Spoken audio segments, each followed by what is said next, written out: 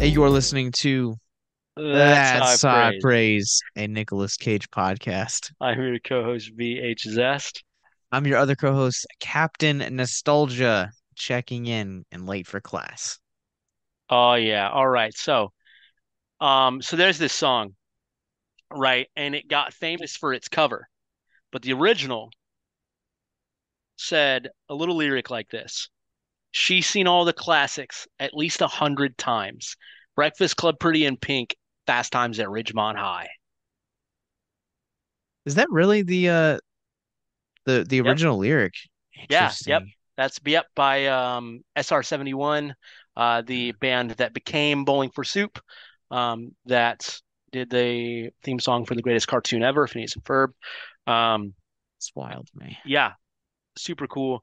And today we were talking about the very, very first Nicolas Cage feature, Fast Times at Ridgemont High. Now, I think by now we've established that we have not seen a lot of Cage's filmography. And this has been kind of on my shame list for a long time for not seeing it. So I'm kind of curious. What this was the first time for me. Was this, had you seen this before? Oh yeah, oh yeah. Mm. But like it's one of those. I didn't necessarily grow up on this movie in particular, but this was the kind of thing that like I grew up on. I grew up on like you know 80s and 90s, um yeah, like teen movies, sci-fi, and comedies, stuff like that. So this kind of falls into that. um yeah, along with, I guess this is a 90s one, but she's all that, stuff like that. Yeah. So this is definitely one I've seen before at least once, probably more than that. um yeah, so not a first viewing for me. You said it was a first viewing for you? Yeah, Oh, and this movie, like this movie, we were talking about this before we started recording. This movie has such a prolific cast. From Phoebe Cates to obviously Nick Cage. Then you're throwing in, Forrest Whitaker and Sean oh yeah, Penn. I You always know, forget Forest Whitaker's in it. all of these like really like big name actors and actresses that have either, found success as a cult actor or actress or have, found mainstream success and being like Oscar winners and stuff like that and Yeah. being these like really prolific actors. And so I don't know why I've just never had a desire to watch this movie before or now. And we'll see by the end of the episode if my hunch has changed or not because I have some feelings on this movie. Okay. Okay. Interesting. Yeah. Yeah. All right. Well, yeah, like I said, I've seen this movie before. Overall, I enjoy this movie. I like this movie. Looking at it, trying to look at it objectively, going back and watching it today, like I did, and trying to like just kind of feel the movie out for what it is and not just like laugh at the fact that Spicoli orders pizza in his classroom and like stuff like that, like I always do. Um, I still really enjoy this movie. It's yeah, like it's one of those things like I have a feeling that this is one of those movies that's a classic because it performed well, not Mm. necessarily because it holds up, throughout the decades. Um, and I also have a feeling that this movie is a classic because of its cast, and because this style of comedy was really big in the 80s and into the 90s. I mean, with stuff like Caddyshack and Meatballs and like stuff like that. Like this sort of like uh not slapstick, but like kind of raunchy, childish comedy was really big. You had like Mel Brooks doing everything that he did and stuff. And um yeah. But I enjoy this movie. Like I said, looking at it objectively was very interesting because it wasn't until today that I really realized that this movie basically has no plot. It truly has no plot. It almost feels like um it feels like if they decided, if like somebody had an idea for a sitcom and decided to just scrap it and do a movie instead. It has that kind of, I don't even want to say it has that kind of pacing. The pacing's weird to comment on in general, but That's the way it is. So just to kind of put this out here, this is the critical consensus from Rotten Tomatoes on this movie. It is deemed fresh at a 78% and 60 reviews. While the critical consensus says, quote, while Fast Times at Ridgemont High features Sean Penn's legendary performance, the film features endures because it accurately captured the small details of school, work, and teenage life, end quote. Um, I think I'm glad you brought that up so early on in the episode that this film literally has no plot. And I Which think is fine. yeah, and I Yeah. think that's kind of my I think my big gripe with this movie Yeah. is that it feels like it's a story being told in the wrong medium. Yeah. I think this would really work as a series a la something like, Head of the Class, Facts of Life, uh, Who's the Boss? A lot of these like really iconic shows and I didn't grow up on this movie and I feel like if you grew up on this movie, then chances are you probably have that nostalgia factor Yeah. baked in a little bit.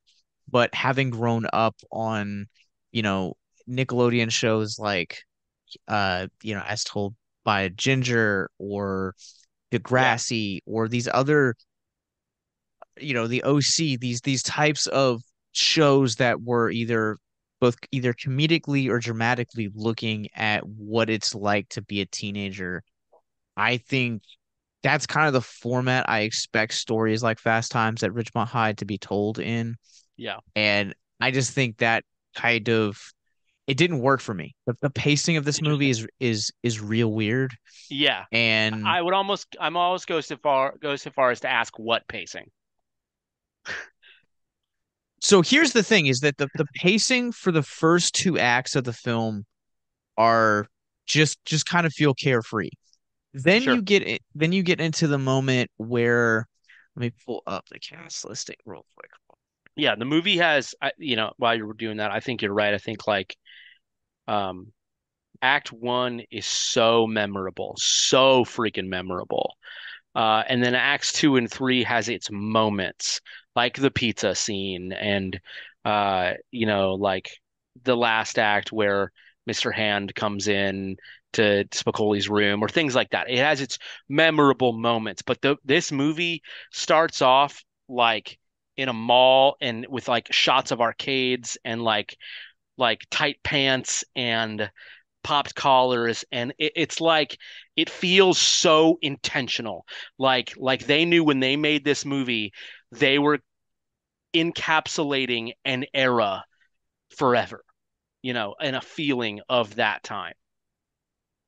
Yeah, the encapsulation is something that I really appreciate about this Same. because not to call something modern, but it feels very much like some of the openings shots from like the first couple episodes of Stranger Things season 3, Sure. where malls were like this like really big, really groundbreaking thing, Yeah. and it's hard to imagine that in modern age. But I mean, the malls were like I don't know about you, but malls growing up in the 90s and the early 2000s, like that was where you went to hang out. That's where you went to go do all your shopping. If Yeah. they had a movie theater, that's where you went. It's Yeah. just that's what you did. Yeah, it's the perfect place to just be, to just exist, like truly. I still have like incredibly fond memories of just hanging out in a mall as a kid, like with my band and whatever. So yeah, dude, for sure.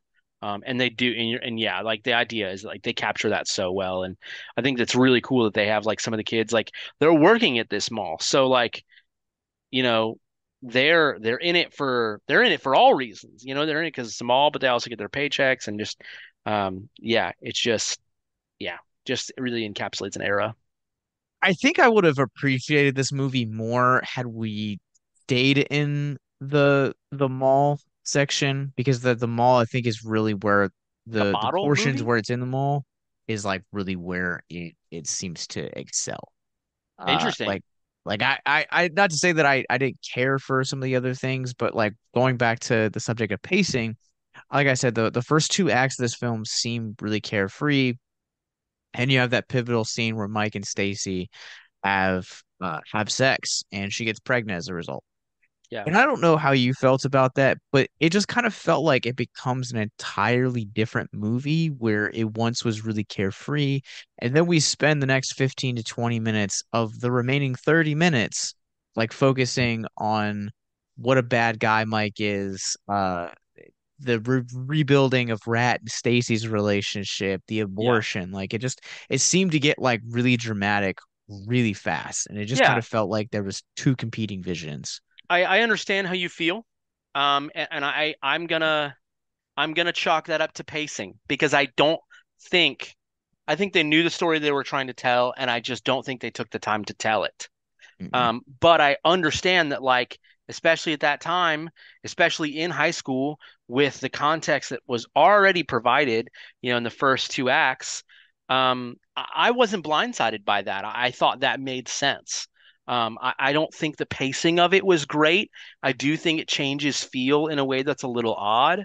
But I also think that, like, not to sound trite, but hey, that's high school.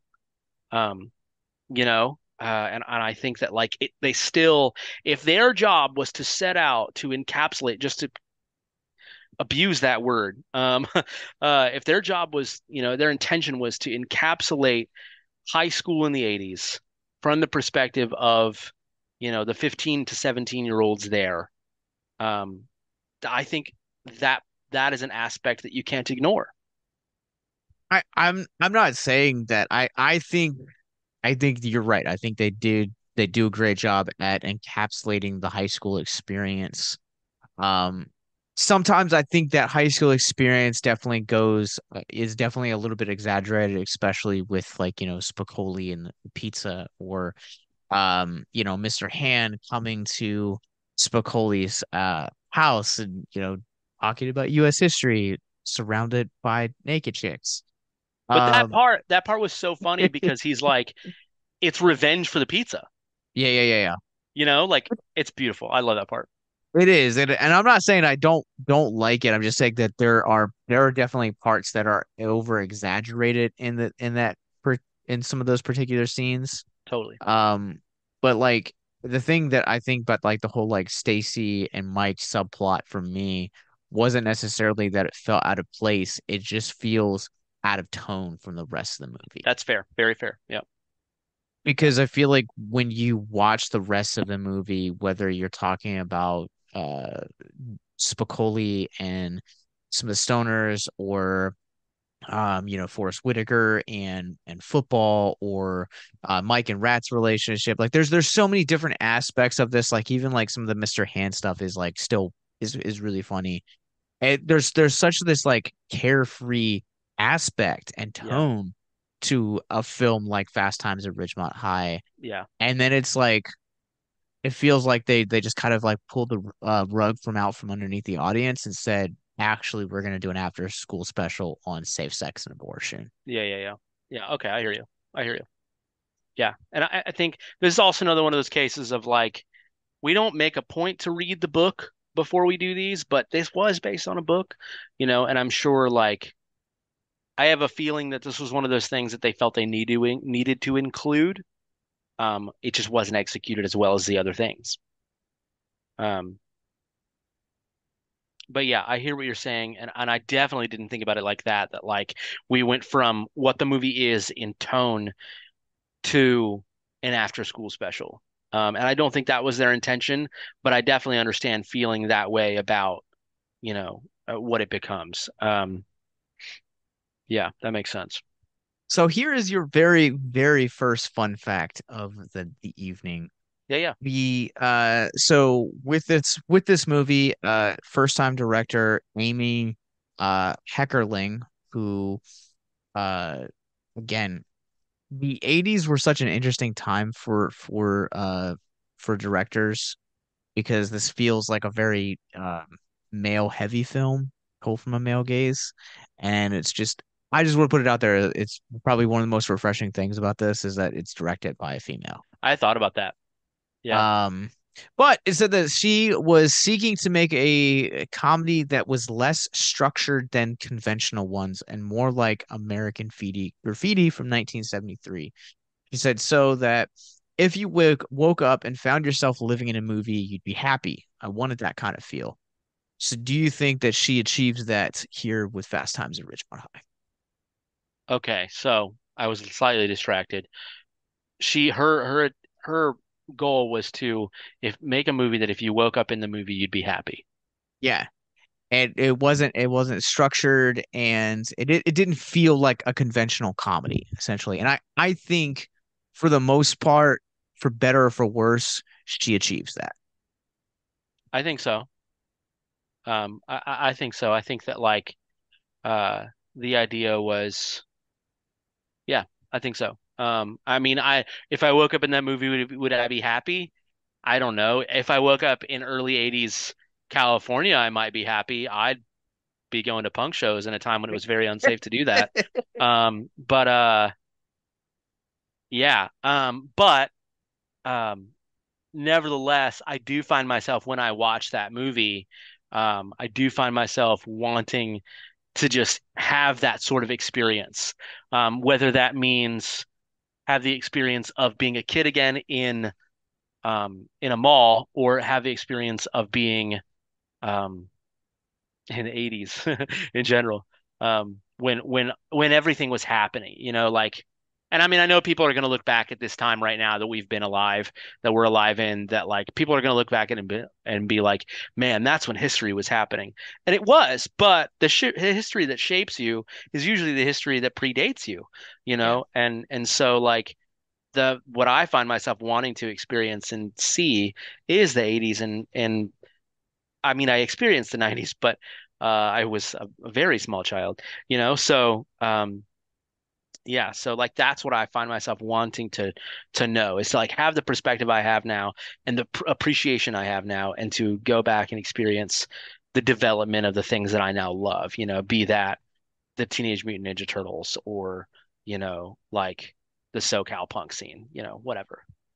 Yeah, that's kind of where I land too. Like I think that's such a awesome way to put it, the history that shapes you is the what predates you because I feel like a lot of the things, like I mean, you can see it behind me, like literally Hellraiser and uh Bloodstone. Yeah, from subspecies too. So like, 19 late 80s, mid 90s and like, Yeah. the music I grew up on was like, hair metal and like disco and just kind of stuff like that. And some of my favorite films are from like the 80s and like I being a cinephile would love to be alive and, be among the first people to experience something like, Halloween 3 or Nightmare on Elm Street Yeah. and I think kind of waking up in the mall like this, like I never really stopped to kind of think about it until Stranger Things kind of put the mall front and center in season 3. But how much of a landmine they really were at the time. Like we all just kind of gathered together and it was just that's what it was. Yeah. Yeah. True. All right, so characters. Let's go into characters Sure. because we would normally talk about this and be like, all right, but Nicolas Cage, right? Nicolas Cage has zero lines in this movie. You see him twice, and it's cool, it's fun, but I remember seeing him once, and it's the twice. scene. Okay, so where's the second time? Because I remember the first time is where Restaurant. He's it. one of the cooks. Yeah, so I remember that one. I was like, oh, Second it's time, Nicolas Cage. yeah, second time is during the football game. He's cheering in the crowd. Oh, I missed Yep. that one. Yep. So you only see him twice. So normally we would get to a point and we would discuss a movie like, okay, but this is a Nicolas Cage podcast. We can't really do that. So, how do we feel about, Podcast is over. what are your take on these characters? We've talked some about plot and story a little bit, and I'm sure we'll come back to that. But like, how do you feel about, like what characters did you love? What characters did you think added to things? What characters did you think were like fringe characters that annoyed you? Things like that. honestly, so this is the one that I didn't have any characters that really annoyed me in this one. Um, so I don't have any characters that really kind of got under my skin. But this feels like the high school experience because we all knew that one guy that was a stoner that just mellowed with everyone. Like, Yeah, Sean Penn plays Spicoli perfectly. yeah, I really liked the dynamic between Stacy and Linda. I really kind of thought Linda's like overarching, you know, narrative throughout the course of the film of, being a virgin, then kind of being a little bit of a slut to going into kind of being this like wholesome, looking for love kind of character. I thought that was such a great yeah, overarching narrative for her character. It felt really rewarding and satisfying to have her and Rat end up at the end. Um, I really, I really felt for Brad, man. Brad like had the roughest go around this entire thing. yeah, And I think one of the things that I really appreciated is like this is something that you see traditionally in like biopics, but like kind of getting like the fun facts about like where each character ended up afterwards. And Damone basically went from being a ticket scalper to working at 7-Eleven. Um yeah. so I liked all And of these that was a great characters callback too, individually. because he was like, I don't want to work at 7-Eleven. And then he works at 7-Eleven anyway. Yeah. So great. So great. Um, yeah, yeah, I feel you. I love Mr. Hand. I really do. Um, he's just a compelling character. And he's one of those people like he's nothing like Mr. Feeney, but just to use Mr. Feeney as an example, where like he's not always nice to his students by any means, but you can tell that he really cares about his job and by proxy probably really cares about his students too. He Yeah. just goes about it in a way that's rough around the edges, and I find it to be really fun. I love, yeah, I love, so I love Spicoli, like I truly, truly do. But one thing I feel like the movie takes for granted really heavily is that like Spicoli's supposed to be a surfer. You never see him surf. You never see him with a surfboard until the very end. You see like a dream sequence, and even that he's not surfing. So that was kind of interesting. Like, dude, you could have leaned into him being like a rocker and stoner, and that would have been just fine. Um, but nevertheless, um, nevertheless, I love Spicoli. I really love the character of Rat. I just do. I don't know. I guess I feel for him in a way. he's Um, he's he's he's one of those guys that he's just wholesome. yeah, dude. He's wholesome and like he doesn't uh he doesn't do he like when it like so like they're making out at one point, right? Um, he's making out with Stacy. Um, and uh and like uh he like gets up and like walks out and it's just like so uncomfortable about it. And it's like, dude, okay, you could have like been honest and not just like walk down on the girl and be like, a tool about it. But I really feel for him. I really feel like he's like honestly like a really like legit dude, and it seems like the impression that I get is that where Stacy ends up at the end of the movie, where she just wants love, like she wants actual romance and a connection, is where like he was the whole time, and he just didn't know how to talk about it because it wasn't popular. People were Yeah. only talking about sex, and that was it.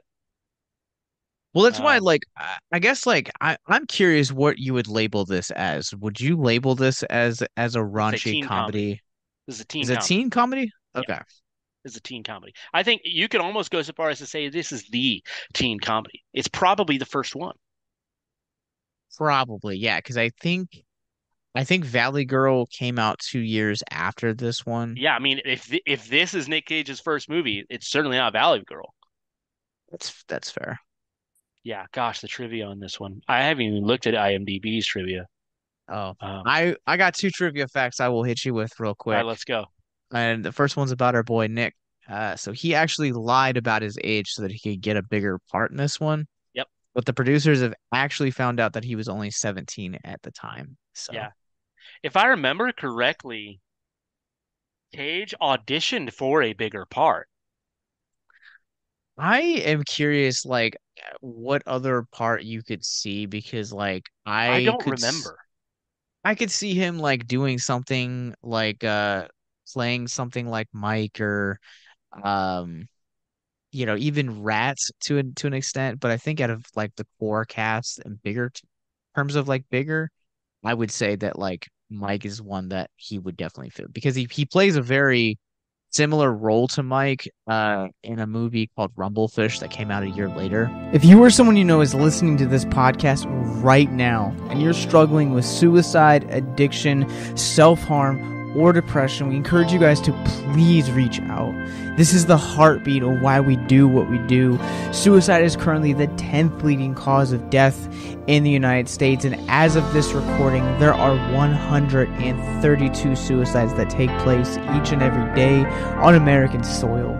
And when you scale back internationally, there are 800,000 successful suicides. That is one death roughly every 40 seconds.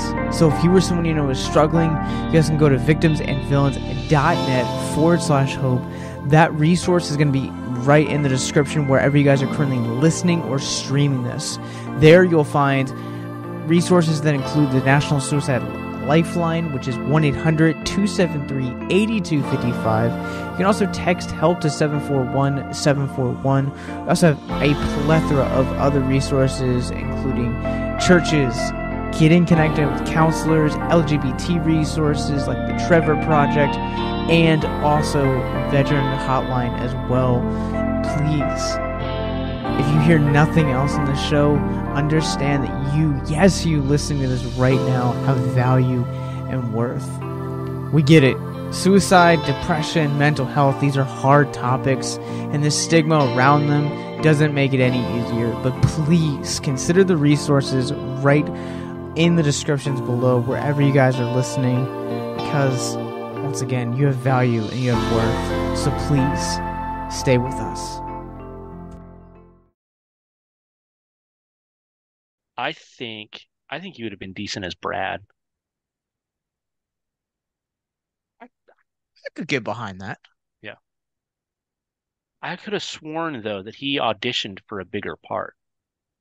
Um, Well, while you look for that confirmation, I will hit yeah. you with yet another trivia fact. So, Universal originally, the plan for this movie was to release this in the western part of the United States for a few weeks before sending it off to cable. So, it would have gotten a very small theatrical run. Regional releases were still common at this time. And the reason why they planned to do this was actually because they believed this film had no audience for it. But after excellent response, the film went wide 3 weeks later with a big opening in Eastern United States and had a long theatrical run. Cool. Interesting. I Yeah. just I'm fascinated by that just because this is a movie that keep coming back to the words for better or for worse. It literally has something for everyone. Yeah. And because like to go back to the characters, like we all knew a Spicoli, we all knew a Stacy, we all knew a Brad, we all knew a Mike, a Linda, a Rat. Like you all probably had a teacher at one point, like Mr. Hant. So like there are so many like I think this film perfectly captures the high school experience for as much as I kind of just am mid on it. Yeah. Um, okay. Brad Hamilton. Um, Nicolas Cage, who was using his birth name of Nicolas Coppola in the early 80s, told the press last year about the big part. Sorry, this is from vulture.com. Um, about the big part he tried out for in Fast Times. Says Cage, I must have auditioned for the Judd Reinhold part 10 or 11 times.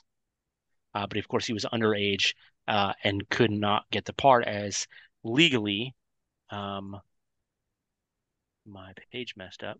Um, he couldn't work the necessary hours. Hmm. Reinhold, however, was 24 at the time of filming. Um, yep. So that's kind of what I thought. Yeah. So Cage actually auditioned for the Judge Reinhold part of Brad. So that could have been really cool, but too young. and that just is what it is. I think he would have also done a good job as Brad. I Yeah. think Brad also, in terms of overarching characters, definitely also has equally one of the most satisfying Hmm. overarching to where, he has this plan, he's really cocky, gets knocked down, and then he basically his entire thing is like relearning how to appreciate your value and worth as an individual and how Yeah. to actually love life again. Yeah. I wish we'd have gotten more out of Linda. I really liked the Linda character. Like she was, yeah, I don't know. She was just kind of a fun character. I don't know. Um, and by the time like the movie ends, like all she talks about is this guy that you never see. So she could just be lying about him the whole time. And then they apparently break up and that's it. It just felt like she got no payoff, nothing. But she's a decent character. Like you can tell, like she cares about her friend, and like Emma and I were both like, we're like stoked when Stacy has to go and she gets the abortion, and then um what's his name? Mike does not help pay for it. He didn't show up. Yeah. And then the Linda character writes like prick on his car, on his locker and stuff for like justice. Incredible. Yeah, and it also like this movie really underutilizes her Right. to a painful degree because she's kind of like pivoted almost as like this mentor character for Stacy in the beginning of the movie. Right. And then as Stacy's role increases, it seems like Linda's part decreases. Yeah. Yeah, totally. Um, but I'd also want to just throw this out there. There was a special that VH1 did back in like the early 2010s, and it was specifically talking and addressing films like just the culture of the 80s. And they had a section on this. Um, and this movie, and many people said that the infamous scene in the infamous masturbation scene where she Yeah. like takes off her top, Yeah. uh many people apparently broke it. It is actually considered one of the most rewound parts of the 80s. I remember hearing about that. I remember hearing about that. Wow. Yeah. Jeez. Yeah. Wasn't there, didn't they reference that in Stranger Things? I don't know if they have referenced it in Stranger Things. I do know that bring up Bowling for Soup again. I do know that they referenced that part in the Stacy's Mom video. No, that's Fountains of Wayne, sorry. It is Fountains of Wayne. Yeah. Yeah. Yeah. Yep. I was actually, if you didn't bring up Stacy's mom, I was going to. Yeah. Yep. It has been parodied. That particular scene has been parodied quite a lot. Yeah. Do you ever actually see Stacy and Brad's mom? Yeah. There are no parents in this movie, which feels like Whoa! a very like two like late 90s, early 2000s kind of thing, but you You just broke never my brain. once see a parent in this movie. Holy crap. That's crazy. Yeah. Interesting. Okay. Wow. Uh, yeah. I am looking right now for um so during the shooting of the film, Sean Penn got so into character that he only actually answered to Spicoli. In fact, the Cool. door on his dressing room was labeled Spicoli instead of Sean Penn. I don't know how well the TV show did, but there is a TV show called Fast Times. And it is a Interesting. television series adaptation of the film. Let me ask you, do you think narratively speaking that some of these storylines could have been more satisfying and if they were If they were what? more fleshed out, Can you give me an example? if they like actually Like which weren't storyline? contained in like a a 90-minute movie. Like, well, I think to me, like I would have wanted to see a little bit more of like, for as iconic as Spicoli is in this movie, I feel like he's also someone that is like also underutilized in this movie. Yeah. No, Um, totally. Yeah. I And that's how I feel, especially about Spicoli, because I think when people I mean look at the cover. Look at the cover of the freaking like oh, it all is, yeah, the all the marketing that they did was always Spicoli, but like the movie is mostly about Stacy. Mostly. 100%. And like Spicoli, I definitely think Spicoli is underutilized. Like I said, that was kind of my point about the surfing thing, is it's like he's allegedly a stoner surfer who likes Van Halen, but you don't see him surf. You see him with a surfboard once, and that's the very end of the movie.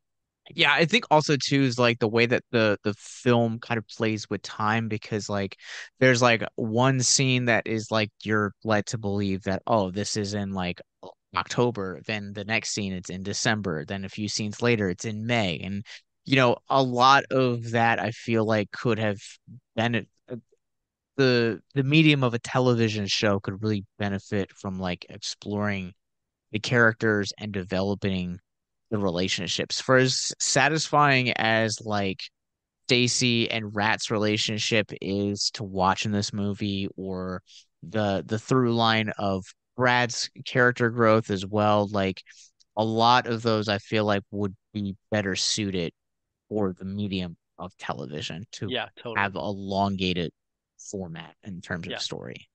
And it honestly makes me very curious about the TV show, because the TV show is not all the same actors. A couple of them come back. It's mostly like the adults that come back. But the characters are the same. Interesting. Is it live action? Yeah. Interesting. It only came out like a few years after, also, but How it about only how long lasted did 7 episodes. oh, that's what I was gonna say. Interesting. Yeah. In the tradition of E.T., the extraterrestrial from 1982, and their relationship with Reese Pieces, this movie product placed an obscure brand and made it famous. Before I tell you which obscure brand do you want to get? I don't even know what they did in ET. I avoid that movie. Um, my best guess is Sex Wax. No, Okay. actually, it would be Vans. The checkerboard canvas decks that Spicoli hammered himself with were, in fact, Vans and actually became a national brand soon after the release of the film.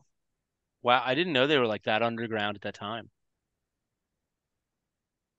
So there's another movie we need to watch. Nicolas Cage is in it, and it's called Reliving Our Fast Times at Ridgemont High. Came out in 1999. Interesting. Only Okay. 39 minutes long, but I don't know how Maybe, we're gonna maybe, find it.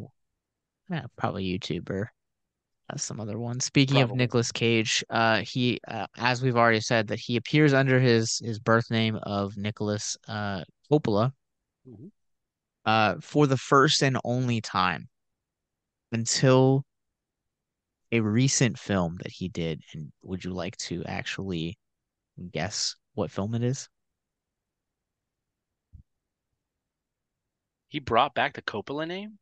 According to this trivia fact, it he Man, used Coppola for 2022's The Unbearable Weight of Massive Talent. wow. And I will go ahead right now and That makes debunk sense. this because I am looking directly at this Yeah, at the poster at the credits specifically, and it says Nicolas Cage. yeah. But that's Unless not it's just if it's in like the credits, I might believe that. but he does play two different versions of himself, so he could have taken the second character of Nikki and applied the Coppola name to that, That's fair. which would make a lot of sense. Um, so keeping I man, there's just so much great things here about Nicolas Cage. So adding on to his uh original role of Brad Hamilton, the studio thought that his performance was too dark So not only was he too young, but also they thought his performance was a little bit too malevolent, I guess Yeah, would be the best word. that's funny. I wonder what they meant by that. Oh, so this is actually a sadder fact right here. So Jennifer Jason Leigh, who plays Stacy in this movie, her father Vic Morrow, uh, died in the tragic helicopter accident on the set of Twilight Zone, the movie in 1983. Whoa, he was one of About those guys. Yeah, about 3 weeks after the U.S. release of Fast Times at Ridgemont High. Wow. All right, what other I have some like trivia, but I'm gonna see if you like even get to Okay. like I'm gonna see like what you have versus what I have. This is Fast Times High is currently ranked in 2006, was ranked as number two on Entertainment Weekly's 50 best high school movies. Wow, what was number one? Number one was released 3 years after this, and to be fair, I cannot knock this one as being the greatest high school movie of all time. You want to take a guess before I tell you? Um, she's all that. Um, Greatest high school movie of all time. It was released Sky High. it was released in the 80s. Oh, it's Ferris Bueller's Day Off. Actually, it is The Breakfast Club. No, it's Ferris Bueller's Day Off. Yeah, It's it a is good. The It's a. Breakfast It's a. Club. It's a good opinion, but it's Ferris Bueller's Day Off. Breakfast Club makes sense. I just think it's objectively wrong. How would you guys like to help us get mental health resources into schools, conventions, and other events? Well, now you can. Simply go to patreon.com/victims and villains for as little as $1 a month. You guys can help us get mental health resources into current and upcoming generations, educate and break down stigma surrounding mental health, suicide, and depression. And you get exclusive content that you can't get anywhere else. And you guys can tell us which Nicolas Cage movie you want us to cover, and we'll do it. All it takes to get started is to go to patreon.com/victims and villains, or simply click the link in the episode description wherever you guys are currently listening or streaming this episode. Pick your tier and get started today. Yes, it's that simple. So quickly select the tier that you want and help us get hope into the hands of the depressed and the suicidal today.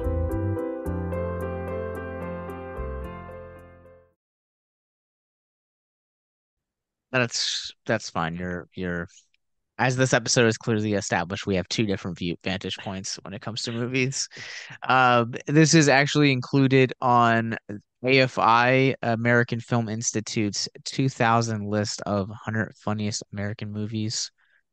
I don't know where it ranked because that is updated every so often. Oh, here's another tragic fact for you. One of the pinups shown predominantly on the wall in Spicoli's bedroom is Dorothy Stratton, who was tragically murdered by her estranged husband 2 years prior to the film's release. The story is told in full in the 1983 film Star 80. Wow. This is a good quote right here from director Amy Heckerling. She says, "I was trying to make a movie, trying to make sex seem scary and uncomfortable regarding her approach to Stacy's first awkward time. As with the carrot scene, they weren't aiming to make a salacious teen comedy." Right. Which let me ask you that. That I think that brings up a good thing. We kind of grew up in the era of like American Pie and like Not Another Teen Movie, Boys and Girls. So some of the like really, really raunchy comedies. How do you think this movie handles the subject of sex? Um, this is a good question. I actually don't think it does so with as much grace as I think that they thought they achieved, if that makes any sort of sense. Um, but at the same time, like, to be fair, I think they were going for awkwardness, and if they were going for awkwardness, I think they did a decent job. Um, but I also think like I know if you read on like the Wikipedia, there was like supposed to be an X-rated version and they couldn't get the clearing for it. Yeah. Interesting. Yeah, and like they were like didn't want it to be, their idea wasn't that it was going to be pornographic. It was just like we just want to portray the awkwardness of teen sexuality, you know. I think like the iconic pool scene and the moment with Judge Reinhold and stuff. I think that stuff makes a ton of sense to have in there. I think that like the first part in like Act One with Stacy and that random guy that she meets, I think that part's pretty unfortunate, if I'm honest. Um, Mhm. especially since like first of all, it's already just not tactful to have nudity in a movie where you've already established the ages of the characters as under 18. Like that's not tactful. I get that the actors or actresses may have been over, and so legally they were fine, but like I that's the one part about this movie that makes me really uncomfortable is it's just like if these had been like college age kids, it might be a little bit different. But like American Pie and stuff, but like dude, like you stated that she's 15 years old. That's weird. And then they state that before the sex scene, and they state that the guy is 26 years old, and it's just like, this is not tasteful, and it could have been done like you could have at the very least implied it. If you still really needed it in there, or if it's in the book or whatever, you could have implied it, and still probably had the same effect. Um, I think the scene with Mike later on makes more sense, but because you kind of get to see like his awkwardness too, which is what they were going for as far as like, you know, just picturing, just taking a snapshot of like what it's like to be an awkward teenager having sex. Um, but yeah, I don't know. That's the one part of this movie that I'm just like, I get that it's a really big and pivotal part, but I definitely think there needed to be more grace and tact at certain parts of this movie in regards to sex. I think there are things about, I agree and disagree. I think there are parts of this that we get right. And I think that this film got right because I think there are other films that have come out since then that have really glamorized how awesome your first time having sex is going to be. Like Sure. it is going to be this like, super uh passionate thing and I think the fact that like that scene between Stacy and Mike where they're barely getting going and he goes, I think I just came. Yeah. Yeah. And I'm like, it is awkward, but it's accurate.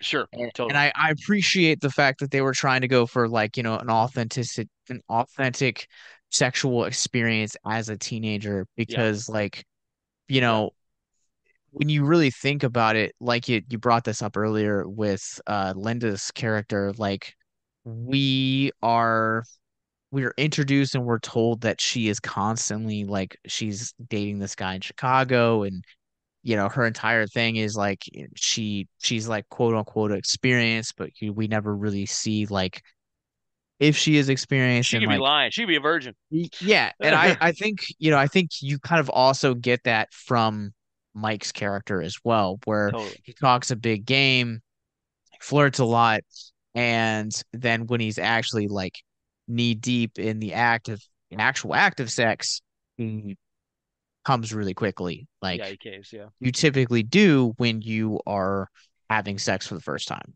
or Yeah. among the first times.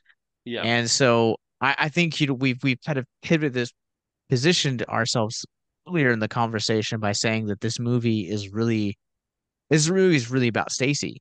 than it Yeah. is about any other characters, and it's kind of like her thing of like finding out what works for her sexually and what doesn't. Yeah. I I cringed watching the baseball scene where she was with the older guy and like she Same. had lied about it. Like it screams like it just screams like pedophilia Yeah, vibes dude. to me. Yeah. And like just watching that now in 2023, it just felt like real uncomfortable. But I Yeah. think aside from that particular scene, I think they nailed it when it Yeah. comes to kind of the awkwardness that it is with losing your virginity, like, learning how to give oral for the first time, or, Yeah. learning what works for one person doesn't necessarily work for the other person and vice versa. Yeah. Yeah. Yeah. I mean, I think you're right. I had like little, if any, problems with all the dialogue about sex. I mean, there were obviously people who were like lying, and things like that. But like, like Stacy after her first time when she was like, it hurts so bad. Like, that's so like they didn't have to put that in a movie, and that could be someone's very real experience. And like she was just kind of honest about it and stuff. And like, yeah, I thought the dialogue was really good. I think yeah, I think we're on the same page. That first scene is just not okay. It's just so creepy. And like I said, and I'll still like hang my hat on this that like if you're establishing that a character is 15 years old and then like showing like putting nude scenes in the movie, that's just I just don't think that's tactful, just personally. That's fair. I feel like because of all of my nerdiness and like knowing like, oh, this person was this age when they were playing this age, Yeah, like you had said with, earlier with Cage and trying to get in. yeah, That didn't really bother me as much, but like in hindsight, like you said, I agree. I don't think it's tactful. Like, one of the things here, the other trivia facts that actually comes down to it is, so according to producer Art Linson, at the very first screening of the finished cut, the then Universal head, Robert Remin, shifted uncomfortably in his seat at all the crude language and sexual situations and eventually walked out before the film was over. Linson also said that the brass at Universal, who were old conservative types, hated the picture and wanted nothing to do with its release. Um, but I mean, that's the thing, is that like sex is natural, but like culturally speaking, like we've made it an uncomfortable topic to address yeah, when it's something that we need to be addressing as much as we do with things like body odor, mental health, uh, depression, etc. Because like we all kind of go through that. We need to have open and frank dialogues on it because it affects so many of us. yeah, yeah, totally. And I think too that like this movie does an overall like pretty good job at that. Except for, and you pointed it out at the end in that third act when it's like, okay, this now has the vibes of an after school special. I think that part was like just not handled as well as it could be. And like you said, that first scene with the older guy was just super cringy. But yeah, I think you're right. I think that like um, I don't know. I do think there's a time and a place though, to be fair. Like, and I don't always like I do question sometimes like, is this the best medium for this? But that's up to the viewer's discretion. You can obviously choose to watch a movie or not. Yeah, and I fully agree that like Yeah, there has to be the right medium also for that to take effect, and like kind of like the right audience to watch it with. Or yeah.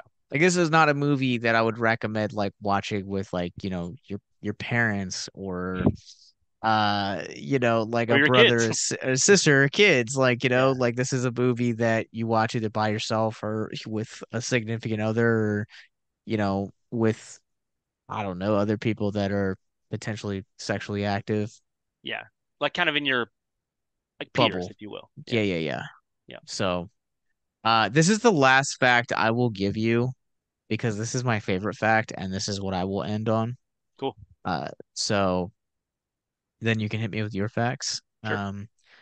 David Lynch was actually originally offered the chance to direct this movie before God, no. Amy Heckler, sorry, Hecking Hecklering was chosen. He turned it down, saying it was a funny script, but not his thing. The ironic thing is that Lynch would later go on to direct Nicolas Cage in Wilder Heart Right. and Industrial Symphony Number One, The Dream of the Broken Hearted, in Yep. 1990 and 1992, respectively, and would also direct Jennifer Jason Leigh, who played Stacy in Twin Peaks: The Return in 2017. Yep. Yep. That's so funny and so cool.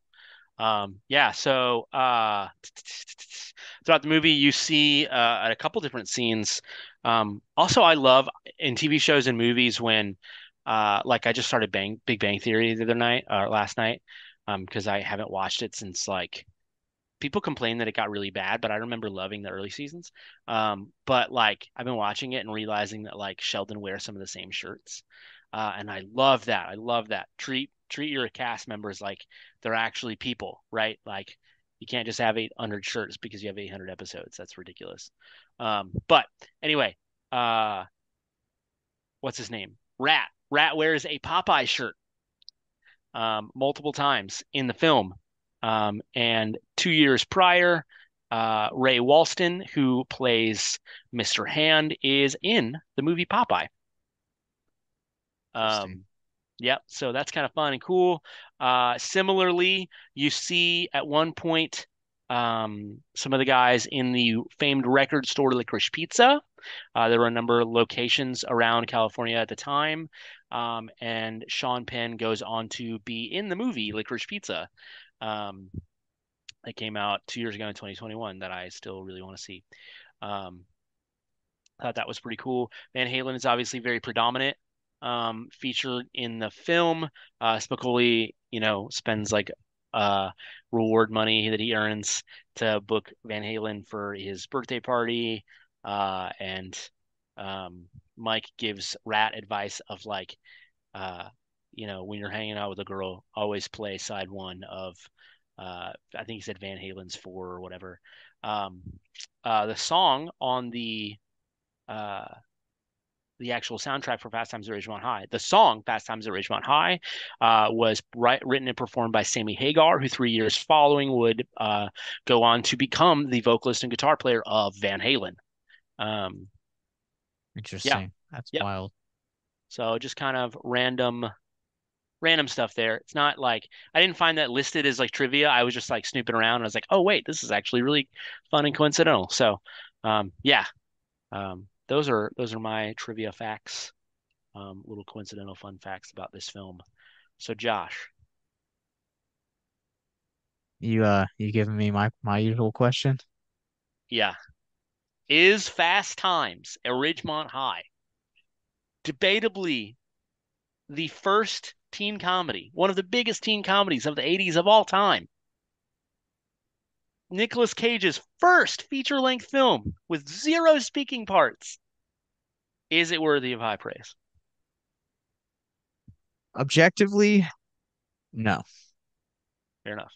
I think this movie is worthy to be checked out as a piece of cinema history because not only is it the start of so many careers, not only does it encapsulate the the high school experience so well, not only is it does it have a bunch of iconic scenes, but I would tell you to watch this more for a history perspective than an actual entertainment perspective. Yeah, that's fair. That's fair. Yeah, I hear you. It's tough. This is a tough one for me. I could. You've only done this once, that I remember, but you were like, I think this movie could be worthy of high praise, and it could also not be worthy of high praise, just depending on like where you are in life, X, Y, and Z. And that's kind of more so where I fall. Like, I think this movie is irreplaceable and iconic. I think this movie is charming and encapsulates, 80s high school culture, early 80s high school culture in a way that A lot of shows haven't or didn't, um, at least up until like Stranger Things, Yeah. you know. Uh, but yeah, like it has basically no plot. It has lovable characters, but by the time the movie is ending, you're kind of wondering, wait, what happened? You know, things like that. Um, the star of the movie doesn't star in the movie. Um, you know, it's interesting. So I think like if it's for you, you know, if you maybe grew up in the 80s and you loved you know, certain things about it, maybe you grew up on this movie or th movies like this, then yeah, maybe it's worthy of high praise. If you're looking at it objectively as a viewer now, just looking back like you have, Josh, you know, at films, then yeah, this movie doesn't really have more to offer than you could find elsewhere, done with a much stronger plot and maybe not necessarily a better cast, but definitely better direction. I think this movie too, like I think this story and these characters are meant for a much better medium. I think I'm curious now after coming out of this and like having this podcast discussion about the book that I was originally kind of coming into it because obviously with the book you're not limited to, you know, X amount of minutes for screen time, but you can make it kind of be as long as you want it to be. Yeah, I think a story like Fast Times at Ridgemont High could definitely thrive on something that is in a book or would be like a mini series, and maybe this is just like being ruined by like the modern age of like streaming and some of the shows that I grew up on. yeah, But I don't know, I felt like it just I wasn't even halfway through this movie yet. I just felt like I needed it to be like a TV series or like yeah. a longer movie. Yeah. Obviously, this is a different era, but like I think you could argue that what this movie sets out to do and doesn't fail to do, but yeah, does so in a very strange format. You know, I think that like you'll find far more satisfaction um, in um, in Freaks and Geeks. You know, you find Yeah, far that's more a satisfaction in Breakfast Club, things like that. Yeah, that's a really good one. And what's ironic about like this is that like Breakfast Club, you are following five characters and Yeah, in a singular room, and had those same character like had they taken that same plot where you're like, all right, we're gonna follow Linda and Stacy and Brad and Mike and Rat and Spicoli. We're gonna follow six characters in a mall for an hour and a half. Like I think that would have been like a lot more satisfying. But again, I think that might just also be me just being nitpicky. yeah, yeah. But I think too, like we've said, it's not really it doesn't really have a plot, but it is Hmm. nevertheless very immersive, and it's a very awkward and Yeah. true look at the 80s high school experience. And I think that you would have lost some of that had you kind of put it in the bottle of a mall. You would have needed more structure. It would have ultimately have just been given more structure if you'd done that, and it might not have been the immersion experience that they meant it to be. Yeah, that's fair. All right. Well, I think that's going to do it for us on this episode. We will be talking about a different type of movie next time. We will talk about it after we get done recording. So, but yeah, where can people find you online? Yeah, you can find me on YouTube at VHZest. You can find me at Letterboxd um, at VHZest. And that's pretty much it at this point. I had TikTok for a while. I ended up getting rid of it. Um, but yeah, that's pretty much it. You guys can find me. I am on Letterboxd. I am at Captain Nostalgia. You guys, then you guys can also follow our sorry. You guys can find us wherever you guys get your podcasts from. You guys can find my other podcast, Abyss Gazing, a horror podcast, also wherever you get your podcasts from. You guys can follow our parent company, Victims and Villains. We are on Facebook, Instagram, YouTube, Patreon, and wherever you guys get your podcasts from. So until next time, remember to keep on caging.